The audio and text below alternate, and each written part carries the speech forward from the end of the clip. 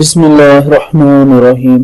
अस्सलाम वालेकुम नाज़रीन, मैं आपको पाकिस्तान के बुनियादी कवानीन के इस चैनल में खुशामदीद।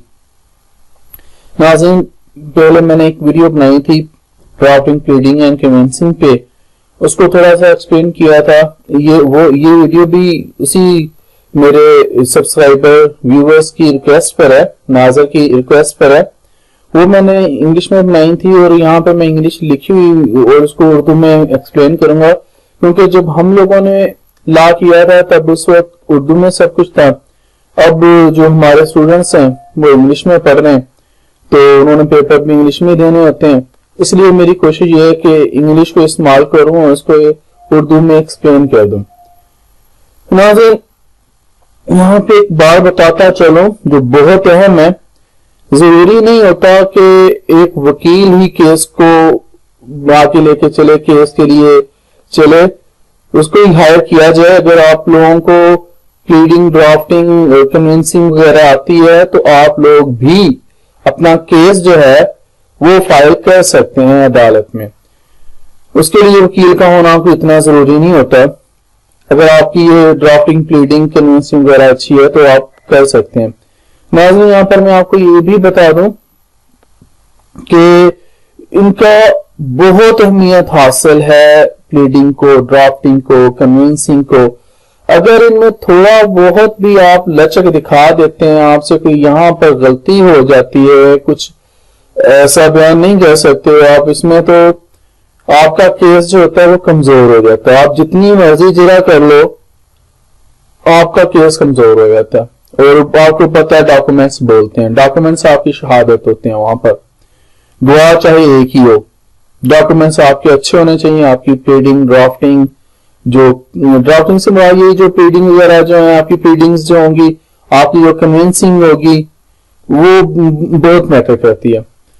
तो नाज़रीन, मैंने आपको इस चैनल से हटके, क्योंकि इसमें मैं पाकिस्तान के बुनियादी लॉज जो थे वो मेंशन करता था, आप लोगों के साथ जिक्र करता था और केस लॉज को भी करता था, लेकिन क्योंकि मेरे एक व्यूअर ने रिक्वेस्ट किया तो मैंने इसको थोड़ा सा शुरू किया और कोशिश करूंगा इसको आसान अल्फाज में आपको समझाऊं, और उम्मीद भी मुझे होगी कि आपको आसानी से समझ आ जाएगी। तो चलते हैं इसको जानने के लिए अगली स्लाइड पर।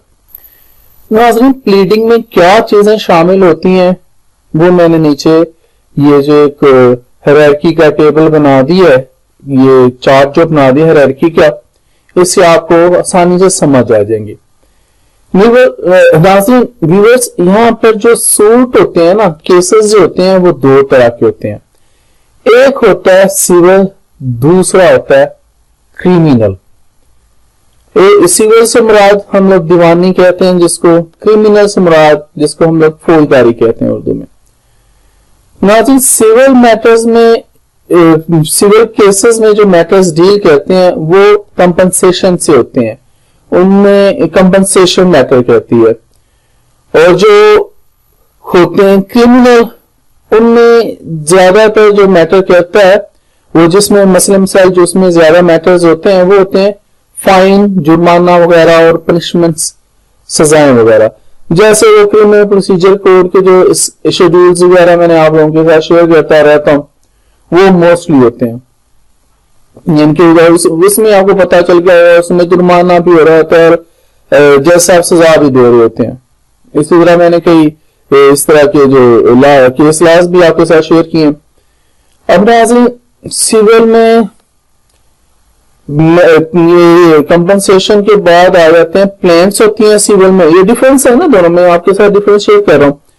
प्लेन्स होती हैं, रिटन स्टेटमेंट्स होती हैं, रिट्स होती हैं, पिटीशंस, ETCs, एक्स्ट्रास, यानी कि एक्सेट्रास।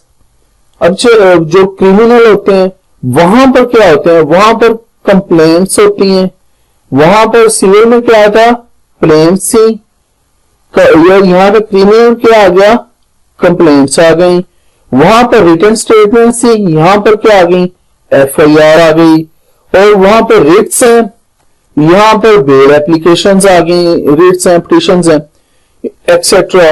नाज़रीन, इनको मैं अगली इस तरह हमने जो सिलसिला शुरू किया है, इनको भी मैं इंशाल्लाह शेयर करूंगा आपको सबकी इनकी एक एक तफसील बताऊंगा, प्लेन्स को बताऊंगा, रिटर्न स्टेटमेंट्स को एक्सप्लेन करूंगा, रेट्स को एक्सप्लेन करूंगा, इनकी टाइप्स को एक्सप्लेन करूंगा, पिटिशंस को एक्सप्लेन करूंगा और कोशिश करूंगा इनकी मिसालें भी आपको दूं जिस तरह लिखी होती हैं। फिर इसी तरह कंप्लेंट्स को भी आपके साथ शेयर करूंगा, FIR को भी शेयर करूंगा, FIR को पढ़ने का लिखने का तरीका भी आप लोगों के साथ शेयर करूंगा। फिर बेल की एप्लीकेशंस कैसे लिखी जाती हैं, क्या होती हैं, तो ये भी इंशाल्लाह आप लोगों के साथ में शेयर करूंगा। तो नाज़रीन चलते हैं अगली स्लाइड पर। नाज़रीन यहाँ पर कुछ अहम बातें मैंने आप लोगों के साथ शेयर करनी है, क्योंकि अभी जिस तरह हमने जिक्र किया उन केसेस का, तो वहां पे उनके हवाले से उनसे रिलेटेड जो यहाँ पर चीजें मैं आपसे आपके साथ शेयर करता हूं। यहाँ पे सीरीज पहले आ गया सूट टाइप, हु फाइल्स, कौन फाइल करता है, उस कॉलम नंबर 2 में, कॉलम नंबर 3 में अगेंस्ट होम इज फाइल्ड, किसके खिलाफ फाइल किया जा रहा है। इन सिविल सूट, एक सिविल यानी कि दीवानी मुकदमे में हु फाइल्स, जो फाइल करता है, जो देता है एप्लीकेशन वगैरह, उसको कहते हैं हम लोग प्लेंटिफ, और जिसके अगेंस्ट दे रहे होते हैं उसको हम लोग कहते हैं डिफेंडेंट। ठीक है, ये लीगल ड्राफ्टिंग, प्लीडिंग, शील्डिंग जब आप कर रहे होते हैं तो यहाँ पे वहां पे हमें ये पूरा इसका ख्याल रखना होता है। वहां पे हम लोगों ने एक बार गलती कर दी तो गलती हमारे गले का हार बन जाएगी, गलती हमें ले रही होती है।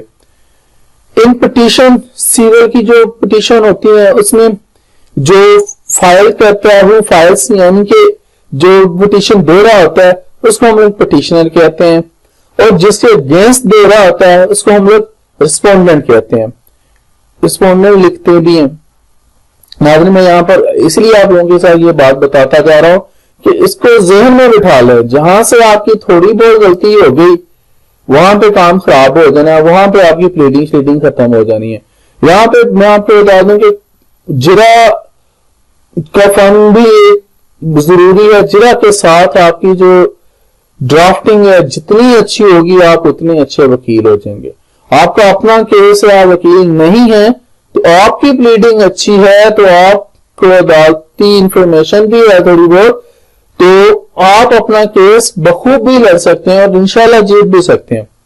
इन अपील, इनके सिविल एंड क्रिमिनल, सिविल और क्रिमिनल अपील में जो फाइल करता है उसको अपीलेंट कहते हैं, जो रिस्पोंड करता है उसको रिस्पोंडेंट कहते हैं। ये फौजदारी में भी और जो दीवानी केसेस होते हैं उनमें भी ये इसी तरह लिखे जाते हैं, ये अपीलेंट और रिस्पोंडेंट। ये जब एक अपील की जाती है, जैसा कि मैंने बताया कि अपीलेंट कोर्ट्स जो हमारे हाई कोर्ट्स ज्यादा वही है, इसी तरह कोर्स का भी आपको मैंने बताया दिया पिछले अपने मेरे वीडियोस में, आप देख लीजिएगा मेरे चैनल पे जाके। इन कंप्लेंट में क्रिमिनल जो हम लोग कहते हैं फौजदारी कंप्लेंट, जैसा कि हमने पिछले स्लाइड पे पढ़ा था, कंप्लेनेंट होता है जो फाइल करता है और जिसके खिलाफ की जाती है उसको कहते हैं अक्यूज्ड। नाज़रीन उम्मीद करता हूं कि आपको इसकी समझ आ गई होगी। कोई भी मसला हो तो कमेंट्स कर दीजिएगा, इंशाल्लाह मैं आपका जवाब दूंगा। आपके जो क्वेश्चंस होंगे उनके मैं इंशाल्लाह जवाब दूंगा। तो नाज़रीन इसी तरह मैंने आपको अब कन्वेंसिंग का भी करवाना है। कन्वेंसिंग में क्या कुछ हुआ पहले मैंने बता दिया है, तो हर एक चीज को इंशाल्लाह आपके साथ यहाँ पे शेयर करेंगे, बताऊंगा आपको, और इसके साथ और भी आपको जो प्लीडिंग्स के रिलेटेड हैं वो भी बताऊंगा। और इंशाल्लाह अब इस वीडियो के बाद में अगली वीडियो बनाऊंगा सिविल जो प्रोसीजर होता है वो कैसे चलता है, फिर उसके बाद क्रिमिनल प्रोसीजर कैसे चलता है इंशाल्लाह वो भी बताऊंगा। तो नाज़रीन अगर मेरी वीडियोस आपको अच्छी लगे तो जो लोग मेरे चैनल पर नए आए हैं तो उनसे मेरी गुजारिश है कि वो मेरे चैनल को सब्सक्राइब कर लें। सब्सक्राइब करना तो सबको आता है, और मेरी वीडियो अच्छी लगे तो प्लीज एक लाइक भी कर दें। इंशाल्लाह जिंदा रहे, अगली वीडियोस में मिलेंगे। इजाजत दीजिए, अल्लाह हाफिज।